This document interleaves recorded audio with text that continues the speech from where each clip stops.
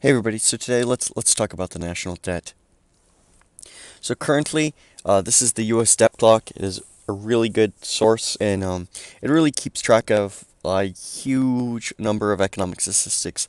And the two most important here is probably the U.S. national debt and the U.S. gross domestic product. So or GDP, how is the acronym I'll use.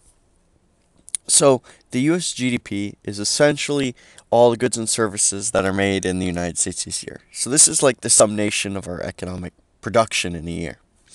Um, and then there's the US national debt, which is how much the US government owes to through various means.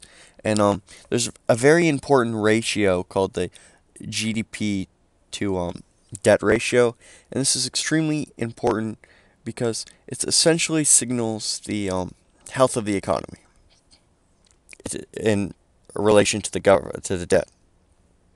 So if we have uh, more GDP than we do debt, then this number will be less than 100%. So the government, if it would um, take all of the U.S. GDP, say and essentially a 100% taxation, there would not be enough um, uh, money to essentially pay for national debt. They'd have to start seizing assets, which is not a good thing. And even then, this would also be a seizure of assets, but just not the capital goods.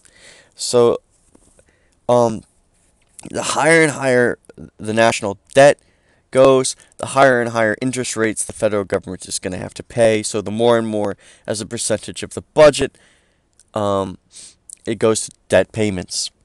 This is a huge problem because um, there's ballooning U.S. federal deficits, so that leads to a ballooning effect of the national debt. So the U.S. government needs to tax more in order to pay for all the other things, say Medicare, Social Security, defense, all these other things that the government needs to pay for. I don't think I think they should pay less or get rid of them. That's another conversation. But currently, they have a responsibility to pay for these things, so they need to increase taxation or borrow more. It's really hard to increase taxes, so they essentially borrow more and more and more and more. And this has led to an unfathomable large number, 20 trillion US dollars. And I'll do a breakdown where this comes from later on. And this is incredible.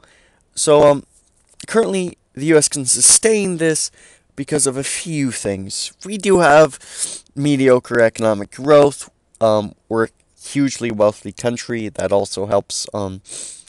But the big thing that helps this number is actually the fact that the United States dollar is a reserve currency throughout the world. This is extremely important because it makes it so we have a strong dollar and allows us to borrow a lot of money. The issue is this is only capable because we have a fiat currency. So this means that the government has essentially unlimited borrowing power and unlimited printing power.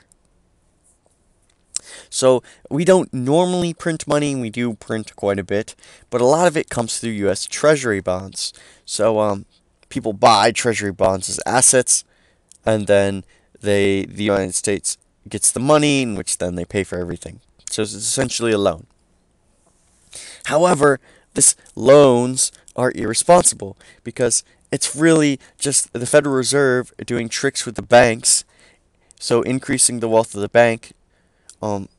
So the big ones, J.P. Morgan is the big number one. There's also Goldman Sachs, a Bank of America, Wells Fargo, and they do a trick to increase their bank balances, stimulating economic growth. But this is led to a really um, this leads to liquidity traps and other complex concepts. But spending needs to get under control. So there are actually going to need to be cuts. We need to cut entitlements and keep the tax rate the same or decrease. I think we should decrease the taxes because that leads to an increase in I, which um, basically shifts economic the there's a series of graphs in which to increase economic growth you need to shift I in order to get higher GDP growths. So this United States debt, when does this become a problem? Currently, we can take loan. Except there's two issues here. First of all, there's a point in which we go into an automatic default, is when um, payments become 100% of, when the budget becomes 100% debt payments, which we can no longer afford to pay for other things. We just need to pay for debt. Essentially, Greece reached that point, and they, but however, the EU bailed them out, so they didn't have to really go full scale default. They use tricks, but Greece is this little tiny nation. There's no nation in this world that could really bail out the United States to that effect. There would be a lot of tricks, and there's going to be a lot of tricks for this thing, but eventually it will crash. But it would happen way before this, because um the United States budget is so large. It would be huge. It wouldn't even need to be, I would say, maybe 30 to 40%. The United States government would be forced into a default, because people would just not be able to get their money back. And a lot of the tricks is Social Security has actually been buying. So a lot of the T-bonds has not been actually being bought by other countries, but other government organizations, particularly Social Security. So they would default on Social Security if they couldn't pay back the T-bonds. So they need to, because there's all sorts of interconnections with the government. Security is going to go bankrupt. This is why I think we should privatize Social Security before it goes bankrupt and everybody loses all their money. This is a huge issue, and this issue has been building up for a long time, a very long time, and it really goes back to Woodrow Wilson. So this list is the presidents and by their debt increases. So there's only two that had an overall net decrease, and that is Calvin Coolidge and Warren G. Harding. Calvin Coolidge, I think, is the best president ever to be, and I'll explain why in a little bit and why it starts with Wilson. So Wilson, president during World War I and then the early 1920s. So why he starts the chain of this debt bubble that we created. It all starts now because essentially we are still paying off the debt that he created. Because it was a massive increase due to World War One. So during World War One, we had a huge expansion of the monetary supply, the money supply. However, you can't do that under a gold standard or a bimetallic standard, which they really had back then. I'll do another video on this. So you can't expand the money supply in a precious metal with past the rate of extraction from the earth. So there's always a steady increase of the gold supply and silver supply, and this can be relative to the population. And I'll go into another video why the gold standard didn't work and why they could have done a few things to fix it and make it work. So essentially, they expanded the money supply without the physical money supply expanding the actual amount of gold, so the paper money increased. So this left this unstable, so they were able to keep this going for a little while. And this was because due to the economic success of Calvin Coolidge and Warren G. Harding a little bit. So they had laissez-faire business. So businesses were expanding rapidly. Calvin Coolidge is famous for being the do-nothing president. He essentially told Congress to do nothing. So every single year of his term, he had a budget surplus. He was able to pay down about a quarter of the national debt, him alone, under his presidency, which was one and a half terms, because Warren G. Harding died. So he did great. However, I would say the gold standard was unsustainable at this point, was because they expanded the paper money supply without expanding the gold supply. That was fundamentally issue. Is this created huge problems?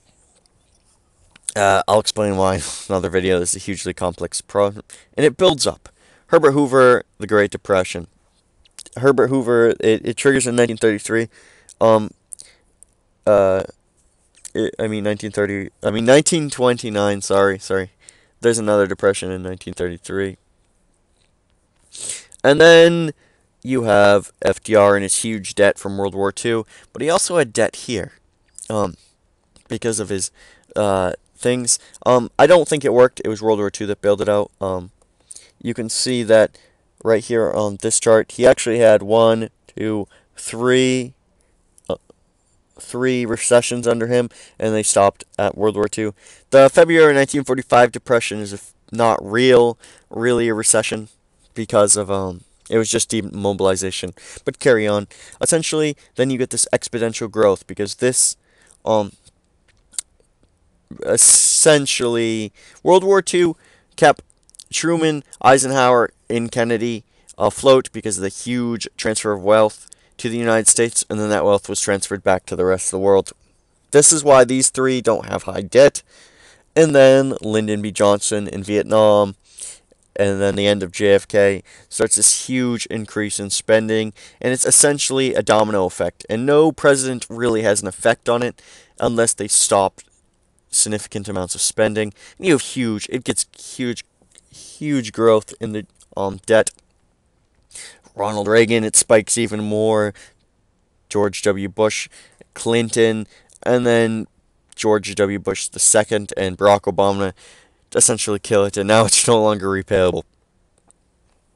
Huge amounts of debt are accumulated, and this will eventually kill our economy, unless Donald Trump can decrease spending. That's what he needs to do.